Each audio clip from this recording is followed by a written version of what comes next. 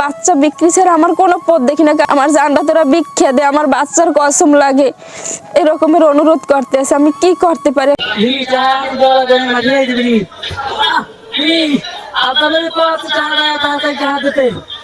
কোন জায়গায় আছে তোর পায়ে দিলি আতাবের কত বলতো ধর্মের বাপ বলাইছে। আতাব তুই ধর্মের বাপ, তাহা দেবেন সুজি দিবি।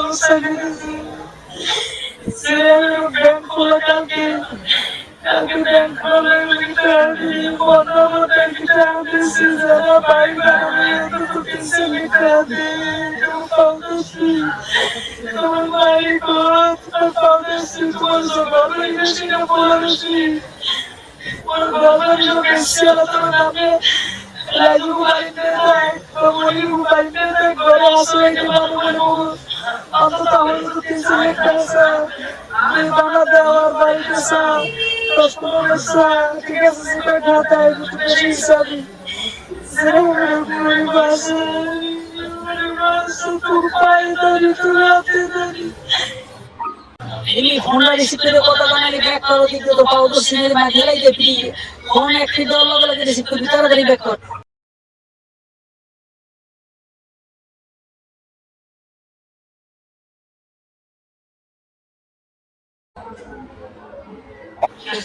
কি করছো জানো তাড়াতাড়ি জানা, আর ফোন রিসিভ করে না তো ফোন একটি দেওয়ার লগে লগে রিসিভ করবি, ফোন রিসিভ করে আর বেশি না রে, ফোন দেওয়ার সাথে সাথে রিসিভ করবি, কল তোর লাগে তাড়াতাড়ি ভয়েস দে, নালে ফোন ব্যাক কর, ভয়েস দে এ হবে আমার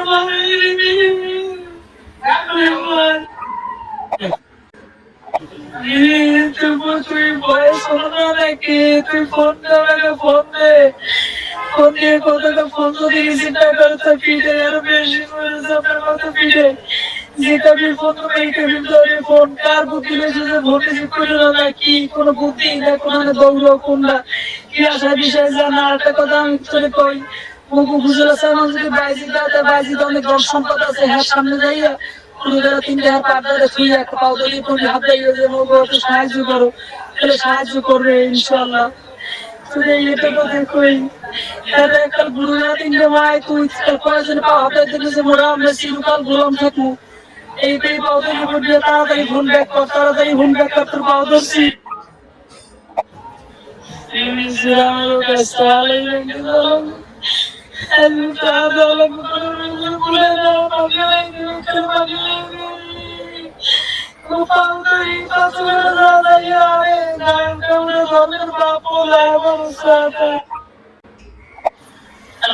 ফোন তোর বন্ধ করে দিতে কল না, ফোন বন্ধ থাকে আর মারে বেশি একদম বেশি মাই খাইছি, ফোন বন্ধ থাকার কারণে ফোন যদি যেটা দিতে হয় এইটা যদি রিসিভ করো তাহলে মারে কম।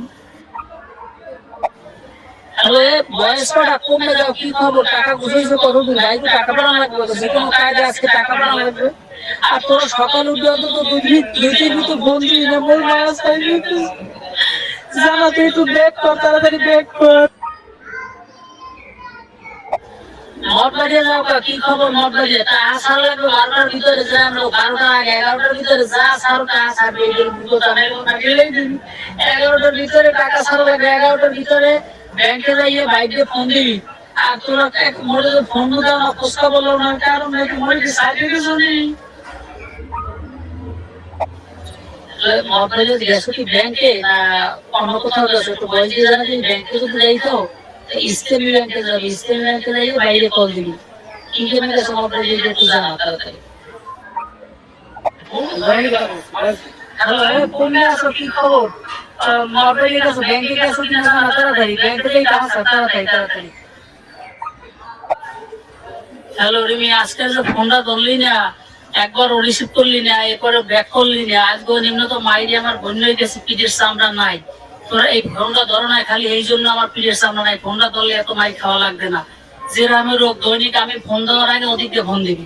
তাকে অবৈধভাবে নিছে, আমি জানতাম না তাকে অবৈধভাবে নিছে। তার যখন এরকম সমস্যা হয়েছে তখন তাকে উদ্ধার করার জন্য আমি বিভিন্ন জায়গায় গেছি যে কিভাবে তাকে আমি উদ্ধার করতে পারি।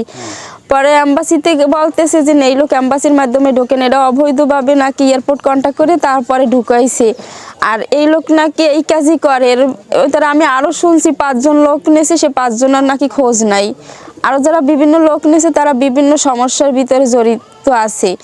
আর আমার হাজব্যান্ডও এখান থেকে নিছে, প্রথম নিয়ে নাকি দুবাইতে রাখছে, এখান থেকে মিশর নিয়েছে, এরকমের ভাগে ভাগে নিয়েছি, সরাসরি তারা লিবিয়া নিয়ে পুষায় নেয়। পরে ওখানে কিছুদিন রাখার পরে আবার কাজ দেয় না। পরে আমি বলছি যে তাদের কাজ দেন, এরপর একটা কোম্পানিতে নিয়ে দিয়েছে, কিন্তু কোম্পানিতে আপনার বেতন দেয় না। সেখানে 7-8 মাসের মতন ছিল। 7-8 মাসের মতন থাকার পরে ওখানে বেতন দেয় না, খাবার দেয় না ঠিক মতন। এরপরে এই দালাল ধরছে, এই দালাল ধরার পরে এই দালাল এইগুলো করছে, এই দালালের মাধ্যমে আর কি এইগুলো হয়েছে। এখন তো আছে মাফিয়া চক্রের হাতে, নাকি তারা বন্দি করে এখন মুক্তিপণ চাইতেছে 15 লাখ টাকা। আচ্ছা, সে কি এক মাসেরও টাকা পাঠাইছে দেশে? না, সে কোনো টাকা পাঠায় নাই, শুধু ওই কাজ করছে আর খাইছে। এই খাবার তাও দিছে দুপুরে শুনছি একবেলা, আর সকালে নাকি রুটি দিত, আর দুপুরে একবেলা শুধু খেসারি ভাত দিত। লিবিয়া থাকতে লিবিয়া থাকতে